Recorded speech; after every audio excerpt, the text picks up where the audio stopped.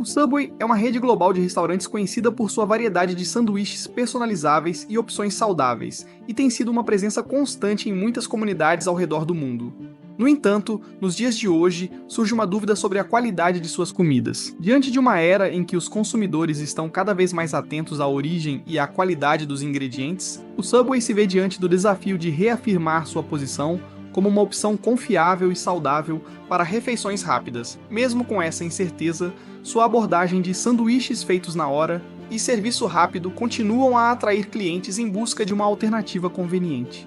Mesmo assim, a rede vem sofrendo um grande declínio em suas franquias após a morte do seu fundador. E é isso que vamos ver no vídeo de hoje.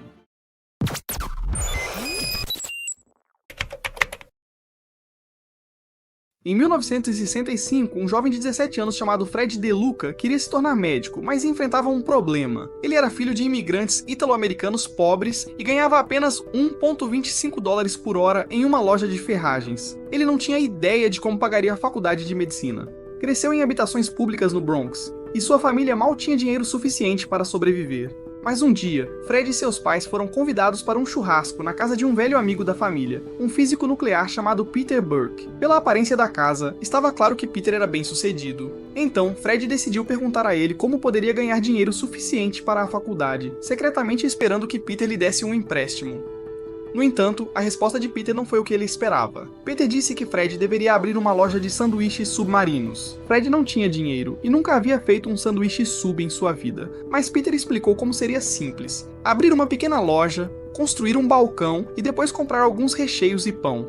Peter já tinha essa ideia há algum tempo, mas não tinha tempo para executá-la. Assim, propôs que fossem sócios nos negócios. Fred cuidaria da gestão diária da loja e Peter lhe daria um empréstimo de $1.000 para começar. Isso não era o que Fred esperava do churrasco em família, mas agora ele estava no negócio. Infelizmente, era um negócio sobre o qual ele não sabia absolutamente nada. Mesmo assim, em 1965, o jovem Fred, com a ajuda do empréstimo inicial de seu novo sócio comercial e de sua mãe, abriu sua primeira loja de sanduíches. Ela estava localizada em Bridgeport, Connecticut. Embora inicialmente não se chamasse Subway, e sim Pete's Super Submarines, para despertar interesse em seu lançamento, Fred distribuiu panfletos por toda a cursa-área local. No primeiro dia de funcionamento, venderam 312 sanduíches, cada um custando menos de $1. Infelizmente, após a empolgação inicial nas primeiras semanas, as vendas começaram a cair.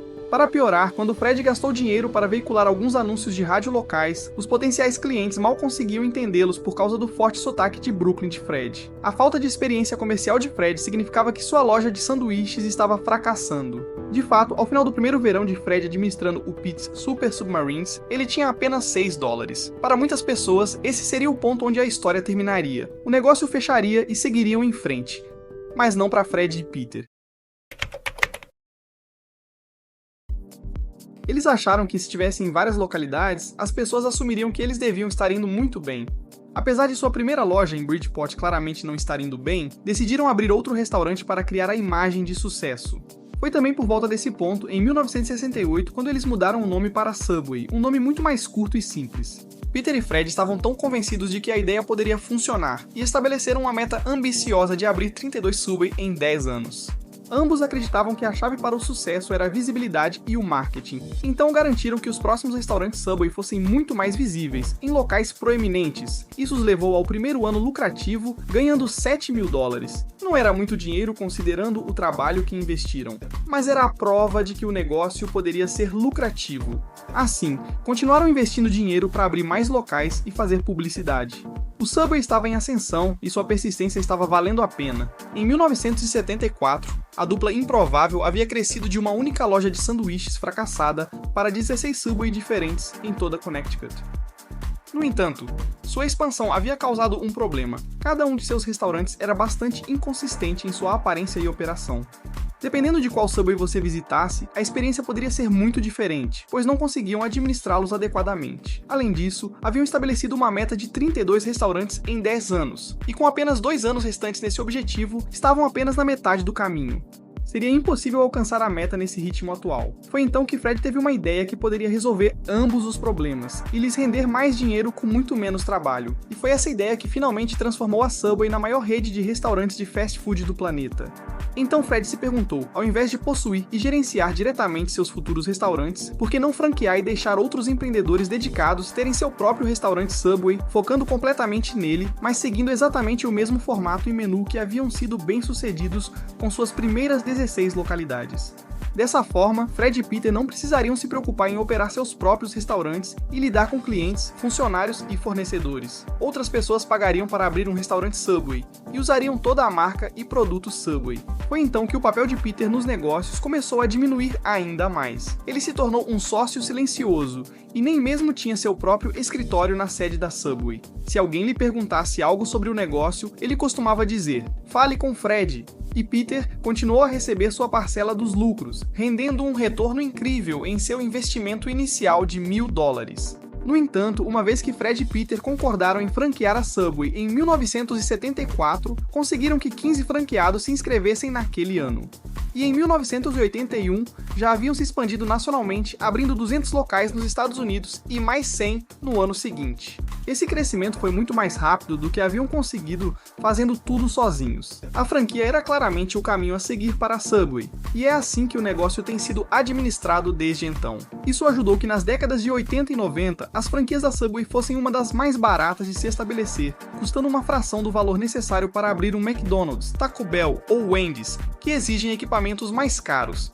E com essas cadeias de fast food, a Subway queria que suas localidades franqueadas fossem rápidas de construir, baratas de operar e em locais às vezes pouco convencionais. Você pode encontrar Subways em postos de gasolina, aeroportos, correios, hospitais, universidades e até em bases militares. Eles abriram uma franquia praticamente em qualquer lugar, o que lhes permitiu expandir mais rapidamente do que os concorrentes. E lembre-se, Fred e Peter não apenas recebiam uma taxa inicial por cada novo franqueado, mas também recebiam royalties contínuos de 8% de todo o dinheiro que a franquia ganhava. Em seu auge, Fred estava recebendo cheques no valor de aproximadamente $7 milhões toda segunda-feira, que eram royalties de todas as diferentes lojas Subway. No entanto, enquanto esse modelo de franquia era ótimo para Fred e Peter, para os franqueados que realmente administravam as lojas da Subway, as coisas não eram tão boas. Fred tinha uma abordagem extremamente prática e era conhecido por microgerenciar seus franqueados. De fato, dizem que Fred não tinha limites pessoais e supostamente sentia que podia se envolver com as esposas dos proprietários de franquias nas convenções da Subway, porque acreditava que o sucesso de seus maridos era tudo por sua causa. Enquanto isso, muitos proprietários de franquias acusavam a empresa de fraude ou de enganá-los a assinar contratos inflexíveis. Em 1998, 40% dos proprietários de franquias da Subway disseram que estavam apenas sobrevivendo e ganhando alguns dólares.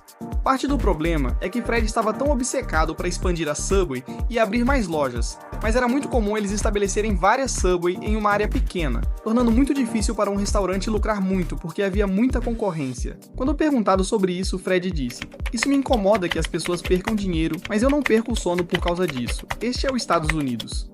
A equipe de vendas da Subway, que assinava novos franqueados, também parecia ter uma abordagem bastante direcionada em suas vendas. Um ex-executivo da Subway disse que de 30% a 50% dos franqueados eram imigrantes e muitos tinham dificuldade em entender os contratos complexos que estavam assinando, porque estavam escritos em seu segundo ou terceiro idioma.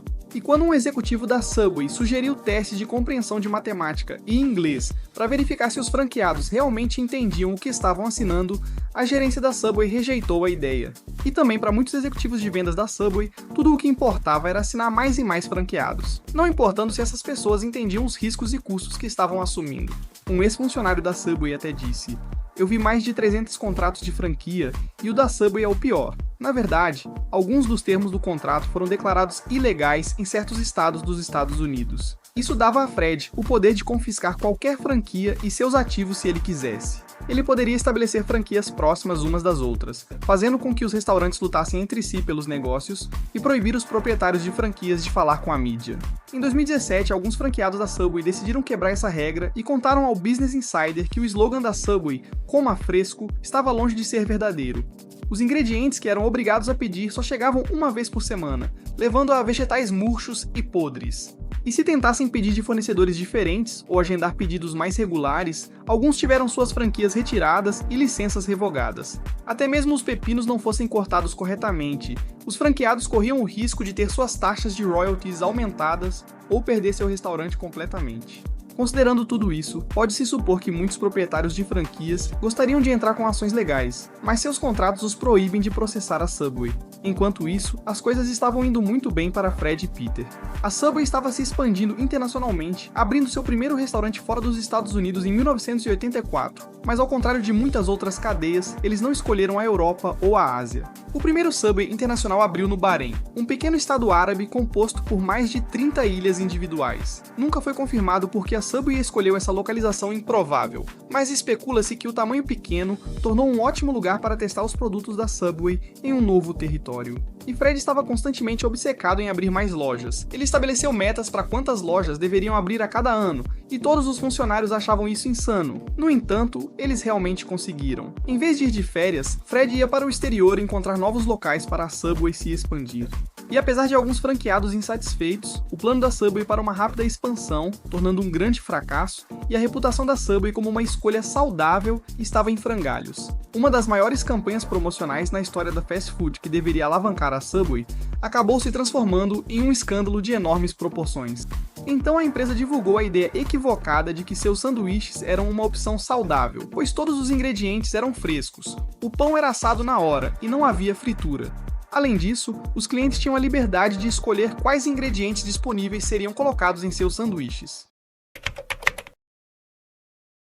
Devido a este marketing de fast food saudável, em 1997, a Subway lançou uma campanha publicitária destacando 7 sanduíches com baixo teor de gordura, comparando-os a produtos calóricos como hambúrgueres oferecidos por seus concorrentes, incluindo um de seus clientes chamado Jared Fogle, que afirmou ter perdido mais de 110 quilos comendo 2 lanches da Subway. Isso o tornou o rosto e o corpo bem-sucedido da companhia, personificando a imagem da dieta Subway, propagando a falsa ideia de um restaurante saudável e tornando ele o porta-voz da empresa.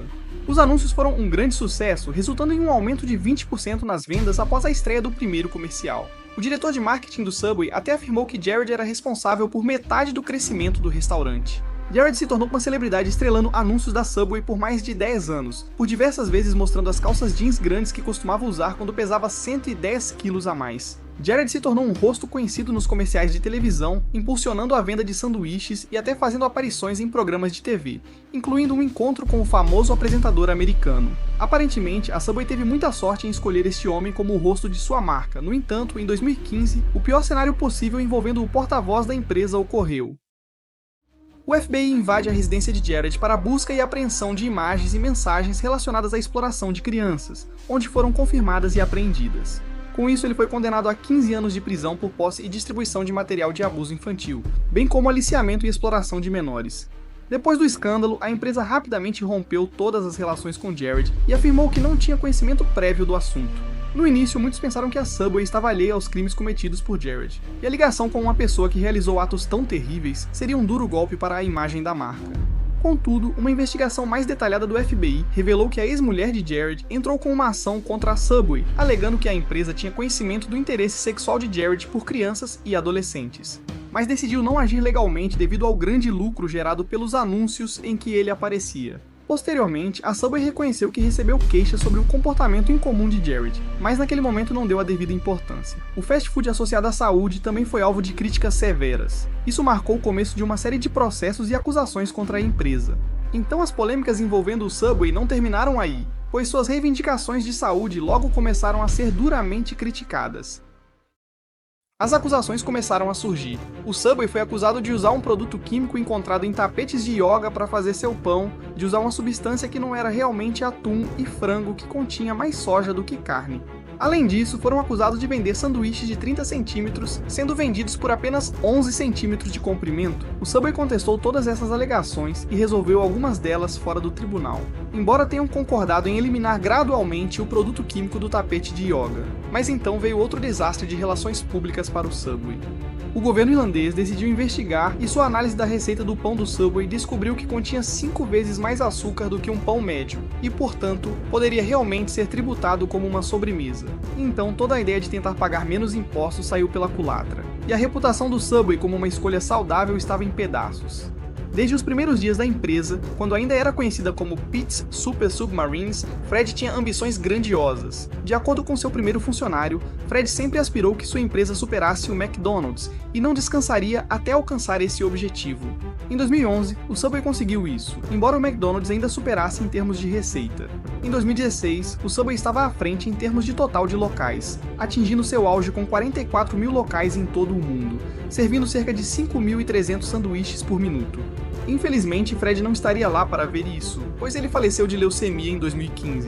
No momento de sua morte, seu patrimônio líquido havia ultrapassado 3 bilhões de dólares, e ainda assim ele era notavelmente econômico, como uma pessoa lembrou dele se recusando a pagar 2 dólares por uma garrafa de água. Apesar de às vezes ser uma figura polêmica, não há dúvida de que ele desempenhou um papel crucial na transformação do Subway, de uma lanchonete falida, no maior império de fast food do mundo. O problema foi que ele sempre se recusou a ceder muito poder e controle, então quando Fred faleceu, não havia um plano de sucessão real e ninguém mais entendia o negócio tão bem quanto Fred. E talvez não seja surpreendente que o número de locais do Subway tenha diminuído a cada ano desde a morte de Fred em 2015. Em 2018, alguns franqueados entrevistados pelo Business Insider afirmaram que 1/3 de suas localidades nos Estados Unidos não são lucrativas. E o modelo de negócio da Subway foi descrito como muito grande, muito rápido, criando muita competição consigo mesmo e tornando impossível para cada franquia obter lucro saudável. A obsessão vitalícia de Fred pela expansão talvez tenha ido longe demais. Além disso, enquanto outros restaurantes de fast food estavam inovando em seus cardápios e locais, a Subway, sem seu líder original, agora estava estagnada. Hoje, o Subway continua sendo uma das maiores cadeias de fast food do mundo, embora tenha enfrentado desafios significativos nos últimos anos. E a empresa tem trabalhado para superar as controvérsias e reconstruir sua imagem, focando em melhorar a qualidade de seus produtos e reforçar suas práticas de negócios. Agora, gostaríamos de saber a sua opinião. Você acha que o Subway pode se recuperar completamente e retomar seu crescimento? Deixe seus pensamentos nos comentários abaixo. E se você gostou deste vídeo, não se esqueça de curtir e compartilhar. Obrigado por assistir, até a próxima.